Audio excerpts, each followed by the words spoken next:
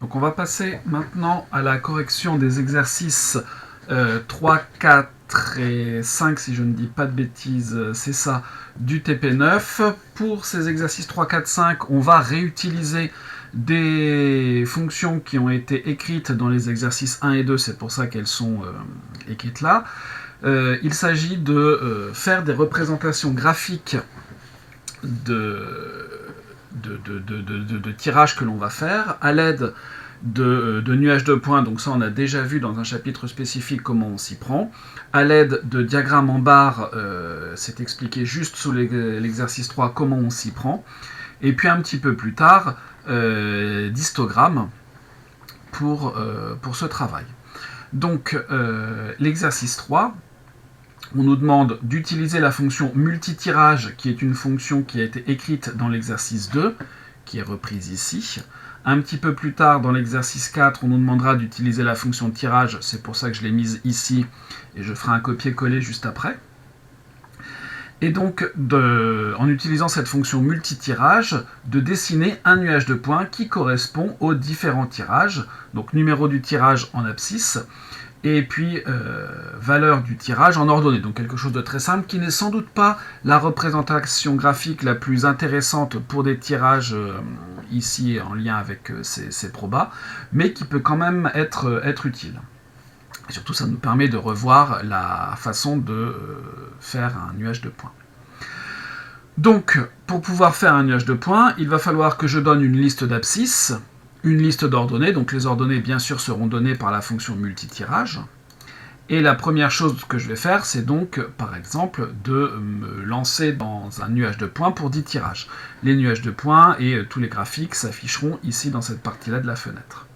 Donc la première chose que je vais faire, c'est que je vais créer la liste des abscisses. Donc avec la fonction linspace, qui prend en paramètre tout d'abord l'abscisse de départ, donc moi mon premier tirage forcément ça sera le numéro 1, le numéro de l'abscisse finale, donc le numéro de la fin, je vais faire ça par exemple sur 10 tirages dans un premier temps, donc 10, et ensuite le nombre de valeurs que je veux entre ces deux-là, puisqu'a priori linspace peut fabriquer des listes d'abscisses qui ne sont pas forcément entières, donc toujours est-il que moi je vais faire ça avec 10 tirages, donc je mets 10.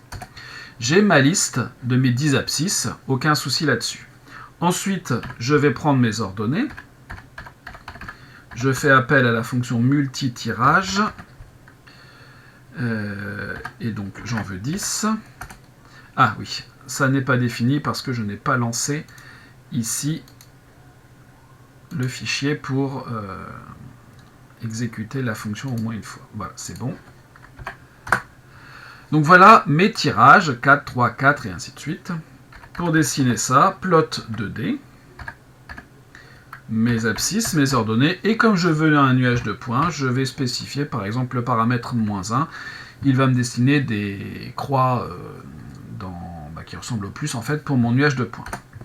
Voilà, je lance ça, et quand on regarde ça, on se dit, en fait, on a l'impression qu'il n'y a pas 10 points. Là, j'en vois 1, 2, 3, 4. Ici, j'en devine 2 autres là, mais je ne les vois pas tous. Tout simplement parce qu'ici, si vous regardez les abscisses, elles vont de 1 à 10, et donc l'abscisse numéro 1, elle est confondue avec l'axe des abscisses, on ne la voit pas. Et même chose pour les ordonnées, elles vont de 1 à 4, puisque je fais des tirages entre 1 et 4, eh bien, j'obtiens des valeurs entre 1 et 4. Tout ce qui est à 1 se situe sur l'axe des ordonnées, je ne le vois pas. Et ce qui est à 4, je le vois ici, un petit bout et un petit bout ici. Donc on a tout intérêt à faire un zoom rect pour modifier la fenêtre. Donc je vais partir de 0, 0 et je vais aller jusque 10 en abscisse. Et plutôt que d'aller jusqu'à 4, je vais prendre par exemple 4,5 en ordonnée. Les choses sont modifiées. Alors ici, le 10, on le voit à peine, donc j'aurais même dû aller un petit peu plus loin que 10, faire 10,5. Et là, je vois bien tout mon nuage de points.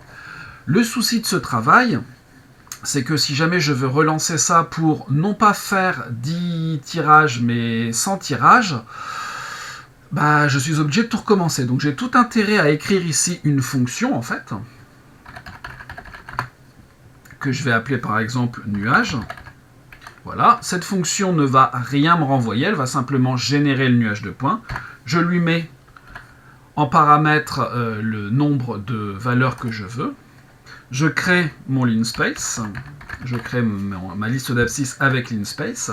Je vais de 1 à n et je veux n valeurs, donc ce qui me donnera bien des entiers de 1 à n sans difficulté. Mon y, je l'obtiens avec un multi-tirage de n valeurs. Et ensuite, un plot de d de xy avec moins 1. Et il me faut aussi un zoom rect, puisqu'on aurait forcément, si on ne le fait pas, les mêmes inconvénients que ceux que l'on vient de voir. Je commence à 0, 0, pas de problème. Je vais en abscisse, il faut que j'aille jusque n plus un petit peu. Je ne vais pas m'embêter, je vais faire carrément n plus 1. Et plutôt que de mettre 4,5, bon, si je peux mettre 4,5, ça pose pas de problème. Ici, j'aurais pu mettre n plus 0,5. On obtiendrait la même chose que ce que l'on a là. Donc je viens de créer une fonction. L'intérêt de créer cette fonction, donc je l'exécute. Alors d'abord, je vais effacer mon nuage de points pour éviter de tout superposer. Si je lance nuage de 10, j'ai directement toutes ces instructions qui sont exécutées. L'intérêt, alors j'aurais peut-être dû mettre le CLF dans la fonction, mais ça c'est pas dramatique. Maintenant, si je veux 100 points, je n'ai pas tout à recommencer, je mets simplement que je veux 100 points. Et voilà ce qui se passe quand je fais un tirage avec 100 valeurs. Vous remarquez, chose intéressante, qu'ici, il y a entre le deuxième tirage, je pense, et presque le 30e, on n'a fait aucune fois le 4. Voilà. Si je relance ça une deuxième fois, alors on efface, voilà, j'ai une autre répartition. Là, vous remarquez qu'il y a des moments assez longs où j'ai pas eu de 4, où j'ai pas eu de 3, les autres sont plus régulièrement disposés. Voilà, c'est les hasards de l'aléatoire. Donc voilà pour l'exercice 3, des nuages de points, avec donc la fonction plot de d. Passons à l'exercice 4. Dans l'exercice 4, on revient sur la situation tout à fait similaire, avec toujours ces tirages de boules. Et la première question, il s'agit de compléter une fonction qu'on nous donne. Donc la fonction, c'est une fonction qui s'appelle tirage au pluriel, donc qui renverra quelque chose qui s'appelle t, on verra ce qu'il va falloir mettre dedans. Voilà, donc là, il y aura quelque chose à compléter. T égale, ça sera à compléter. For k égale 1, 2 points à compléter. I égale tirage, c'est la fonction tirage qui est au-dessus qui sera utilisée. En fait, j'avais dit que je la copierais et collerais, mais dans la mesure où je laisse tout avant, ça n'est pas nécessaire. Et ensuite, t de quelque chose doit être égal à t de quelque chose plus 1. Bon. Sachant que, bien sûr, on a besoin de savoir ce que c'est que cette variable t qui sera renvoyée. Puisqu'il y a t parenthèse quelque chose, on peut raisonnablement penser qu'il s'agit d'une matrice, même si on n'a pas l'explication.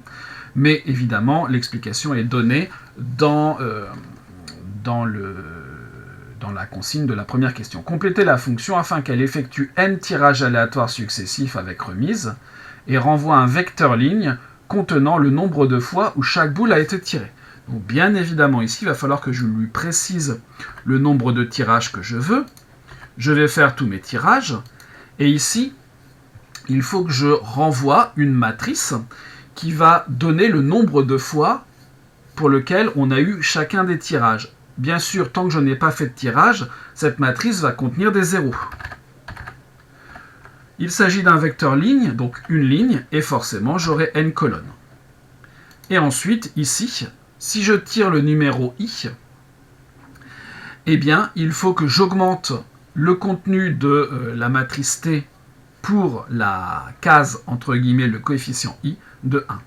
Donc ici, T de i égale T de i plus 1. Remarquez qu'on peut également, ça alourdit un petit peu la notation, mais ça fonctionne aussi, dire que c'est le coefficient qui se trouve dans la ligne 1 et dans la colonne i que l'on augmente de une unité. Je lance ça pour être sûr que je n'ai pas fait de... comment dire, d'erreur de syntaxe, ça peut toujours arriver. Donc si je lance 10 tirages, j'ai ici une matrice, je viens de me rendre compte que si j'ai fait une bêtise, 0, 0, 0, 0, 0, c'est tout à fait normal, puisque de toute façon, comme résultat ici, je ne tire que des nombres de 1 à 4. Donc ici, une matrice avec 4 colonnes suffira largement. Alors, il faut que je réexécute, sinon c'est l'ancienne version qui se lance. Voilà.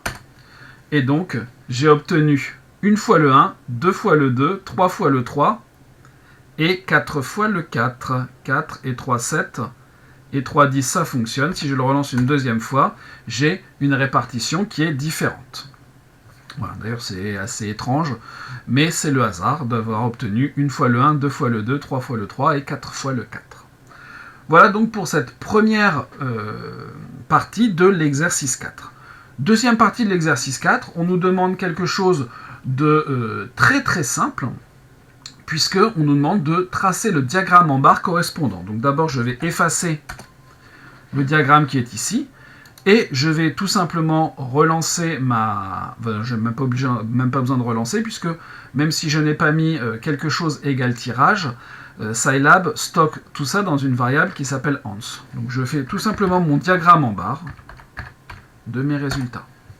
Voilà, donc j'ai obtenu 2 fois le 1, 2 fois le 2, 3 fois le 3, 3 fois le 4. Si je relance ça, alors on va faire plus que 10, on va faire 100 tirages. Voilà, 26 fois le 1, 23 fois le 2, 31 fois le 3 et 20 fois le 4. Je redemande un nouveau diagramme en barre qui s'ajuste. Et on va carrément faire 10 000 tirages. Et on remarque que, eh bien, on a une, comment dire, une répartition qui est tout à fait similaire. On a un petit peu moins de fois le 1, mais on a quasiment autant de fois le 2, le 3, le 4, ce qui est assez logique puisqu'on a ici une distribution qui doit être uniforme, c'est-à-dire que la probabilité de faire 1, 2, 3, 4 doit être sensiblement la même. C'est bien ce que l'on observe ici. Remarquez que l'on peut même faire plus de tirages. Allons-y gaiement. Il va tourner un petit peu. Voilà. Je lui demande le diagramme en barre. Et là, vous voyez qu'on ne voit quasiment plus de différence entre tout ça. Ici, pour les deux premiers, on est légèrement au-dessus de 250 000. Pour cela, on est légèrement en dessous de 250 000. Mais comme ça, à vue d'œil, il n'y a quasiment pas de différence entre tout ça. Passons à l'exercice 5. Dans l'exercice 5, ce que l'on nous demande, c'est de, de tracer non plus des diagrammes en barre, mais des histogrammes qui correspondent à ces tirages. La commande, la fonction qui nous permet de tracer des histogrammes, c'est la fonction histplot, dont on nous donne un exemple avec le multitirage. Alors, je vais refaire, puisqu'on nous demande de faire les histogrammes pour 100, 1000 et 100 000 tirages. Donc, je vais refaire 100 tirages, voilà. Et ensuite, j'efface mon graphique et un petit histogramme, histplot. Alors, qu'est-ce qu'il faut lui préciser dans cette fonction histplot ? Le premier élément qu'on doit préciser, c'est un vecteur ligne. Un vecteur ligne qui va décrire les classes dans lesquelles vont être rangées nos valeurs. Donc ici, nous, on va fabriquer des classes, par exemple, comme on veut les nombres de 1 à 4, je vais faire des classes donc, qui vont aller de 0,5, de 1 en 1, jusqu'à 4,5. Ainsi, je suis certain d'avoir ce que je souhaite. J'aurai la classe qui va donc aller de 0,5 à 1,5, c'est-à-dire tous ceux qui vont avoir la valeur 1. La classe qui va aller de 1,5 à 2,5, donc toutes les valeurs 2. 2,5, 3,5, j'aurai le 3. Et puis 3,5, 4,5, j'aurai le 4. et je lance ça avec mon, le tirage que j'ai obtenu juste avant. Alors, qu'est-ce qui ne lui va pas là-dedans ? Oui, parce qu'en fait, si je fais ça avec la fonction tirage, les choses sont déjà regroupées. Et donc là, il faudrait plutôt que je lui donne le multi-tirage. Multi-tirage de 100. Voilà, donc un histogramme qui correspond à mon tirage de 100, donc avec ici une proportion de 1 qui est de 0,22, une proportion de 2 qui est de 0,2, les 3 on est à 0,4, donc il y en a beaucoup plus, et 18% de 4. Évidemment, on me demande de faire la même chose avec 1000 tirages et 100 000 tirages. Donc avec 1000 tirages, voilà ce qui se passe. Évidemment, le problème, c'est que cet histogramme s'est superposé au précédent. Donc un petit CLF. Voilà, donc avec 1000 tirages, on a toujours, je ne sais pas trop pourquoi, un petit peu plus de 3 que le reste. Et ensuite, pour 100 000, donc 10 000, 100 000, voilà ce qui se passe. Là, on a quasiment autant pour tout le monde. Je rappelle que un histogramme, c'est un type de graphique pour lequel c'est l'aire qui est proportionnelle à l'effectif ou à la fréquence, à la différence d'un diagramme en barre, ou pour les diagrammes en barre, c'est la hauteur de la barre ou du bâton qui est proportionnelle à l'effectif. Cela étant, dans notre cas de figure ici, comme toutes les classes sont de même taille, tous les rectangles ont la même largeur, eh bien, certes, l'histogramme est toujours proportionnel à l'aire, mais dans ce cas-là, comme tout le monde a la même largeur, l'aire est proportionnelle à la hauteur du rectangle. Voilà pour l'exercice 5 de ce TP9.